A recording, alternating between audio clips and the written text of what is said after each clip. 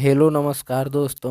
स्वागत है हमारे इस यूट्यूब चैनल इंडियन एग्जाम में। दोस्तों, आज हमने रीजनिंग के 15 महत्वपूर्ण क्वेश्चनों को लिए हैं, जो इस टाइप के क्वेश्चन आपको किसी भी कम्पिटिटिव एग्ज़ाम में देखने को मिल सकते हैं। तो दोस्तों, आप लोग वीडियो को अंत तक देखिए और अपने दोस्तों को भी शेयर कर दीजिए, ताकि इससे आप लोगों को लाभ हो सके। और दोस्तों, ये प्रैक्टिस सेट नंबर 3 है। अगर आप लोग दोनों नहीं देखे हैं तो हम इसका प्लेलिस्ट बना दिए हैं, आप लोग प्लेलिस्ट में जाकर देख सकते हैं। तो दोस्तों, आइए क्लास को शुरू करते हैं और देखते हैं हम लोग पहला प्रश्न।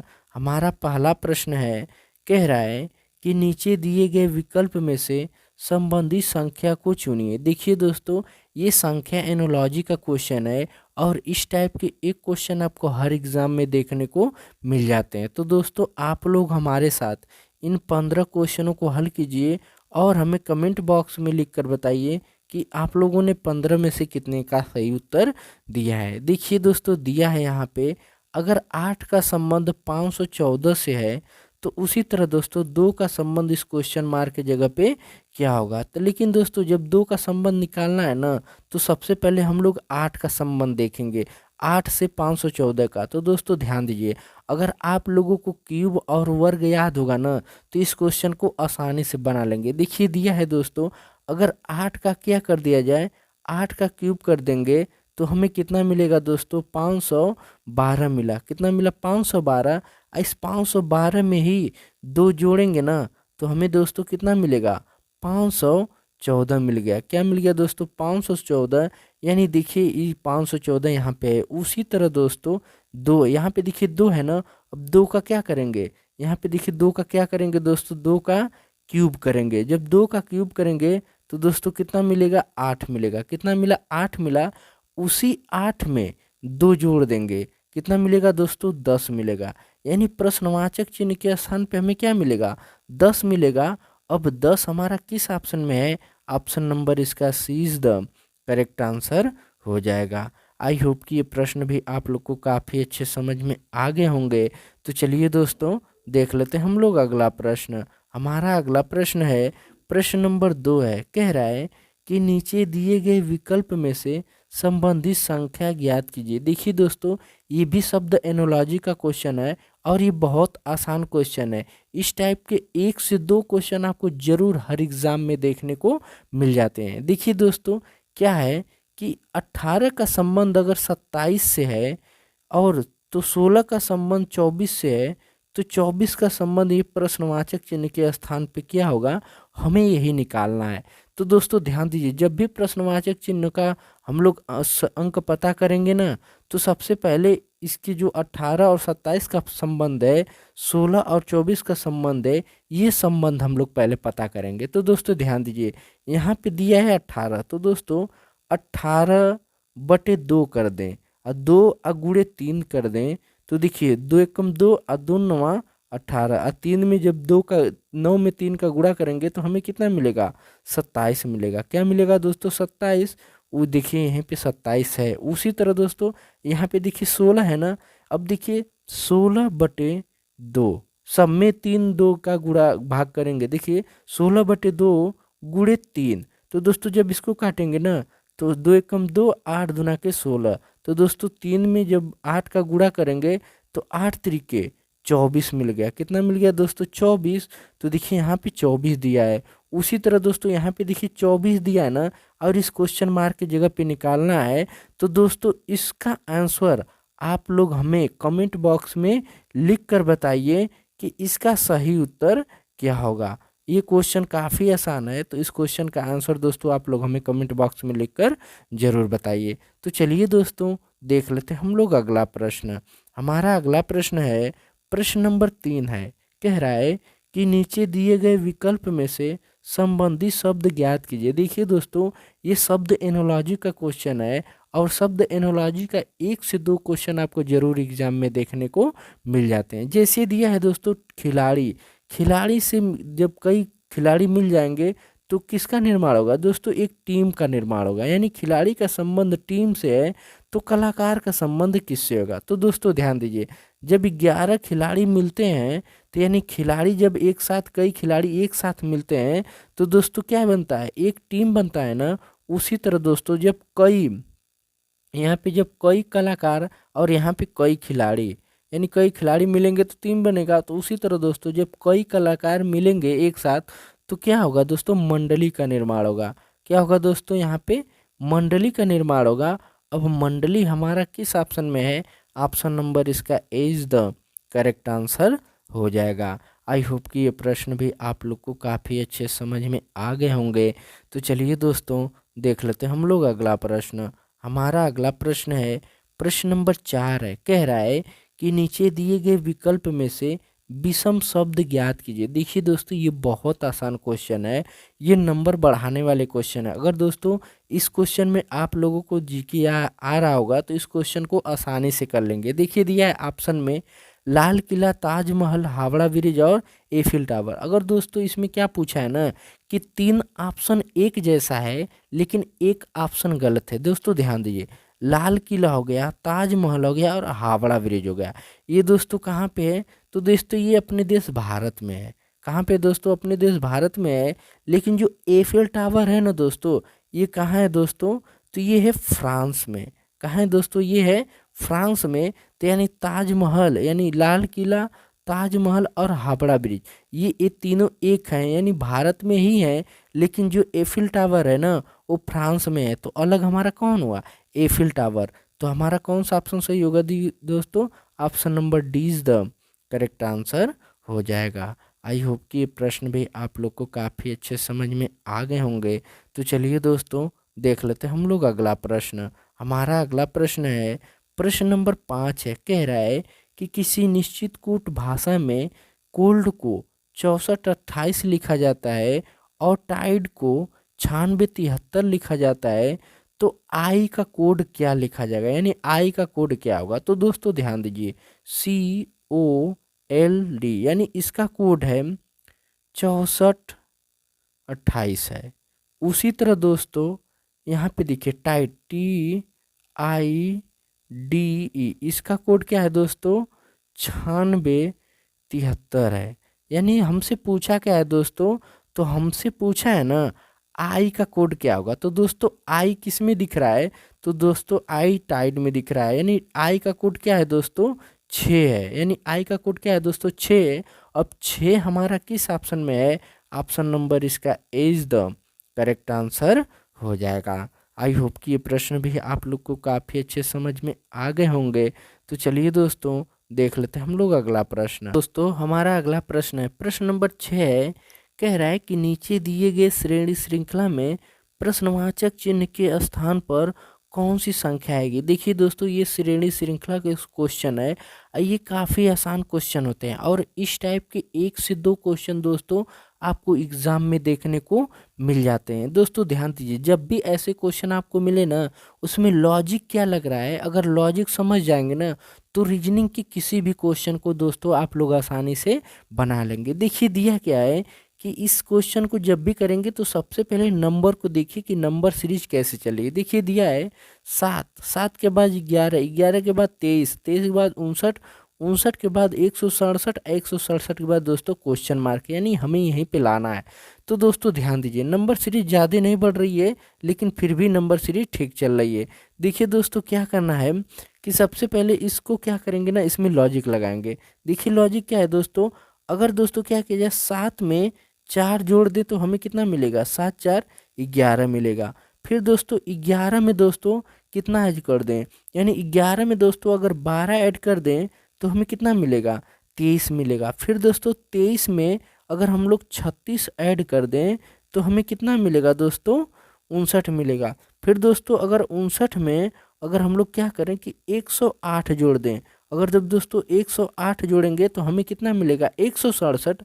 अब यहीं 167 में हम कितना ऐड करें कि हमारा इस प्रश्नवाचक चिन्ह के स्थान पे सही उत्तर हो जाए। तो दोस्तों ध्यान दीजिए, यहाँ पे देखिए 4 है ना, तो दोस्तों क्या करेंगे कि इस 4 का, यानी 4 में 3 का गुणा करेंगे तो 4 तिहाई 12, 12 में 3 का गुणा करेंगे दोस्तों तो 12 तिहाई 36, और 36 में जब दोस्तों 3 का गुणा करेंगे तो 108, और दोस्तों 108 में जब 3 का गुणा करेंगे ना तो देखिए 8 तरीके 24, जीरो में जब 3 का गुणा करेंगे तो पूरा का पूरा क्या हो जाएगा दोस्तों 24 हो जाएगा, 3 एक कम 3 यानी 324 होगा। तो दोस्तों कितना होगा 324। अब 167 को 324 में जोड़ेंगे, यानी 324 में 167 जोड़ेंगे तो कितना मिलेगा 7 4 11, 6 2 8 1 9, 3 1 4, यानी 491 मिलेगा। कितना मिला दोस्तों 491। 491 दोस्तों हमारा किस या ऑप्शन में है, ऑप्शन नंबर इसका ए इज द करेक्ट आंसर हो जाएगा। आई होप कि ये प्रश्न भी आप लोग को काफ़ी अच्छे समझ में आ गए होंगे। तो चलिए दोस्तों देख लेते हैं हम लोग अगला प्रश्न। हमारा अगला प्रश्न है, प्रश्न नंबर 7 है। कह रहा है कि नीचे दिए गए विकल्प में से संबंधित शब्द को चुनिए। देखिए दोस्तों क्या है कि ये शब्द एनोलॉजी का क्वेश्चन है, और इस टाइप के एक क्वेश्चन आपको जरूर देखने को मिल जाते हैं। दोस्तों ध्यान दीजिए, ध्वनि का संबंध अगर दोस्तों कान से है तो खुशबू का संबंध किससे होगा। तो दोस्तों सबसे पहले हम लोग ध्वनि का संबंध निकालते हैं। देखिए दोस्तों कान से क्या सुनाई देती है, यानी सुनते हैं, यानी कान से क्या सुनते हैं दोस्तों ध्वनि को। तो खुशबू किससे सूंघते हैं, यानी यहाँ पे क्या हो जाएगा दोस्तों सूंघते, यानी खुशबू किससे सूंघते हैं दोस्तों, तो ये नाक से हो जाएगा। किससे हो जाएगा दोस्तों नाक से। अब हमारा नाक किस ऑप्शन में है, ऑप्शन नंबर इसका D is the correct answer हो जाएगा। आई होप कि ये प्रश्न भी आप लोग को काफ़ी अच्छे समझ में आ गए होंगे। तो चलिए दोस्तों देख लेते हैं हम लोग अगला प्रश्न। हमारा अगला प्रश्न है प्रश्न नंबर 8। कह रहा है कि नीचे दिए गए श्रेणी श्रृंखला में कौन सा विकल्प पूरा करेगा, यानी जो ये श्रृंखला दी गई है ना इस खाली स्थान को कौन सा विकल्प पूरा करेगा। तो दोस्तों ध्यान दीजिए क्या दिया है कि बी फिर खाली स्थान बी ए फिर खाली स्थान सी बी फिर खाली स्थान डी सी बी फिर खाली स्थान डी फिर खाली स्थान बी ए। सबसे पहले दोस्तों इस क्वेश्चन को करने से पहले ना सबसे पहले इनकी संख्या गिन लेते हैं कितनी है। देखिए कितनी है 1 2 3 4 5 6 7 8 9 10 11 12 13 14 15 16। तो दोस्तों कितनी संख्या है दोस्तों इनकी, दोस्तों 16 है। टोटल कितने 16 है ना। तो दोस्तों 4 4 भागों में हम सबको क्या करेंगे अलग कर लेंगे। जब 4 4 भागों में दोस्तों अलग कर लेंगे तो 1 2 3 4 4 ये हो गया। फिर दोस्तों ध्यान दीजिए ये कितना है 4 हो गया, यानी ये 4 हो गए। कितने हो गए दोस्तों ये 4 हो गए। फिर दोस्तों 4 यहाँ पे हो गए, फिर 4 यहाँ पे हो गए। तो दोस्तों अब हमें निकालना है। देखिए बी ए, यानी बी ए के बाद क्या है, देखिए डी के बाद क्या है दोस्तों सी है, तो यानी यहाँ पे क्या भरा जाएगा दोस्तों सी होगा। फिर बी ए, यानी बी के बाद क्या है दोस्तों, यहाँ पे देखिए बी के बाद क्या है दोस्तों, यहाँ पे सबसे पहले ए के बाद देख लीजिए। यहाँ पे देखिए कि बी के बाद क्या है, इसमें को छोड़िए इसमें क्या कीजिए सी के बाद बी। अब बी के बाद दोस्तों क्या है दोस्तों ए, यानी सी इस वाले स्थान पे क्या होगा, यानी इस वाले स्थान पे हमें क्या मिलेगा दोस्तों ए मिलेगा। क्या मिलेगा ए मिलेगा, यानी बी के बाद ए है। फिर दोस्तों ध्यान दीजिए यहाँ पे ए है ना। अब देखिए डी, ए के बाद यहाँ पे क्या आ गया डी, तो यानी यहाँ पे क्या होगा दोस्तों डी होगा, यानी सी डी ए। फिर बी के बाद यहाँ पे क्या होगा दोस्तों ए होगा। फिर यानी डी, अब डी है ना, डी के बाद क्या होगा दोस्तों सी। तो यानी दोस्तों हमें क्या मिलेगा सी डी ए सी, यानी सी डी ए सी किस ऑप्शन में है। तो दोस्तों ऑप्शन नंबर इसका ए इज द करेक्ट आंसर हो जाएगा।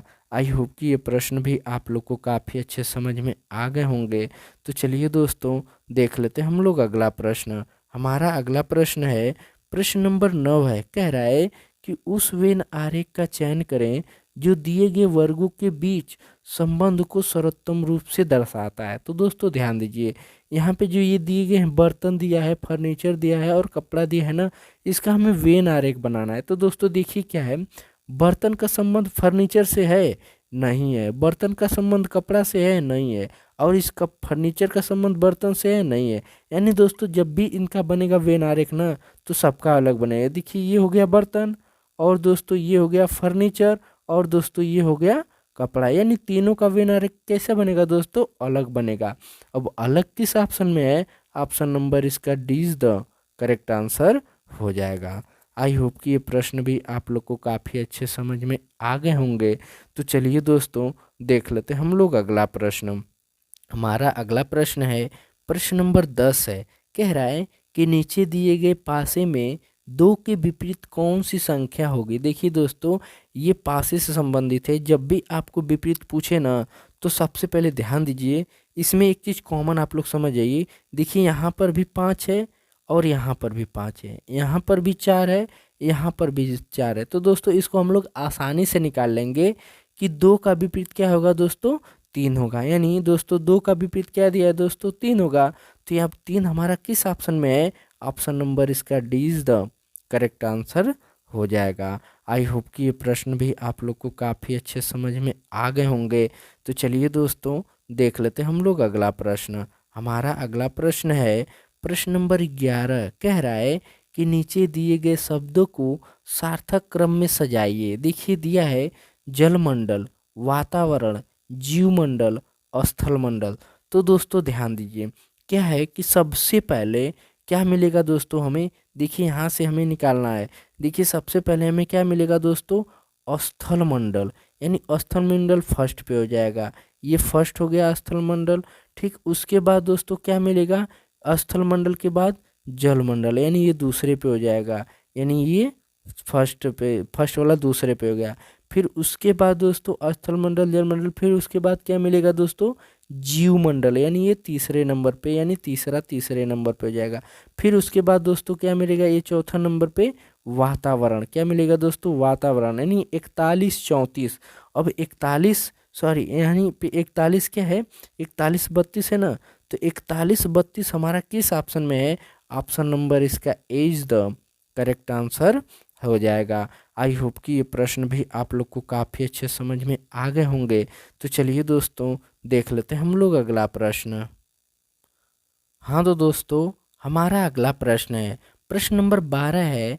कह रहा है कि नीचे दिए गए श्रेणी श्रृंखला में प्रश्नवाचक चिन्ह के स्थान पर कौन सी संख्या आएगी। देखिए दोस्तों ये श्रेणी श्रृंखला का क्वेश्चन है, और इस टाइप के 2 क्वेश्चन, 1 से 2 क्वेश्चन आपको जरूर एग्जाम में देखने को मिल जाते हैं। देखिए ध्यान दीजिए, जब भी ऐसे क्वेश्चनों कीजिए तो दोस्तों इसका लॉजिक समझिए। अगर लॉजिक समझ जाएंगे तो इस क्वेश्चन को आसानी से कर लेंगे। देखिए दिया है 21, 21 से क्या हो गया 22। तो दोस्तों ध्यान दीजिए, अगर 21 में 1 जोड़ दें तो हमें क्या मिलेगा, 22 मिलेगा। और दोस्तों 22 है ना, 22 में दोस्तों कितना जोड़ेंगे, 2 जोड़ेंगे तो कितना मिलेगा, 24 मिलेगा। और 24 में दोस्तों 4 ऐड करेंगे तो हमें कितना मिलेगा, 28 मिलेगा। और दोस्तों 28 में 8, यानी 28 में 8 जोड़ेंगे तो हमें कितना मिलेगा, 36। तो दोस्तों उसी तरह इस प्रश्नवाचक चिन्ह के स्थान पे हमें क्या जोड़ेंगे, 36 में कि प्रश्नवाचक चिन्ह पे सही उत्तर आ जाएगा। तो दोस्तों ध्यान दीजिए, इसके नीचे लॉजिक समझ जाइए, आप लोग आसानी से बनाएंगे। अगर दोस्तों 1 में 2 का गुणा कर दें तो 2 मिलेगा। 2 में दोस्तों 2 का गुणा करेंगे तो 2 दूना के 4 मिलेगा। 4 में दोस्तों 2 का गुणा करेंगे तो 4 दूना के 8 मिलेगा।